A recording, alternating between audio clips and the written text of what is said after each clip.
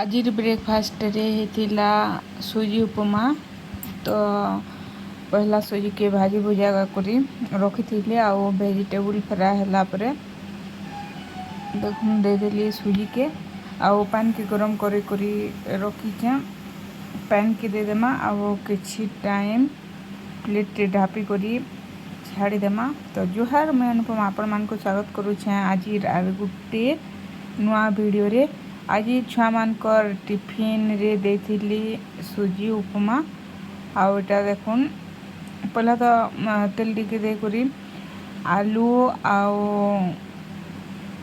प्याज आलू आउ पुटल टमाटो के फ्राए कली। फ्राए हो गला परे सुजी के जेन आगु भाजी करी रखी सेटा दे देली फिर गरम पानी दे देली आउ किछि टाइम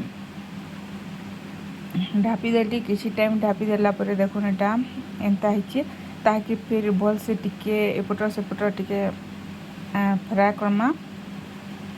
तापरे रेडी है जीवा हमर उपमा। निशा तार फेवराइट उपमा से डेली उपमा खाए में कैसी बोले तार लगी डेली उपमा बनसी और रोटी तरकारी कोले से खाए नहीं।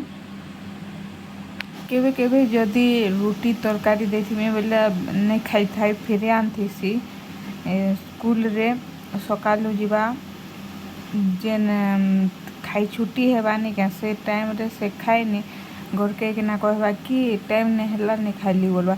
बाकी मैं जानी तीसी तार इच्छा नहीं थाए रोटी तरकारी सब स्कूल रू घर के फिर आनी तीसी तो हती लगी ताके उपमा देथिली आज। आउ एटा पहला उपमा रेडी हो गला परे पहला सेमान को खावा के देली तापरे ताकर टिफिन रे पैक कर देली।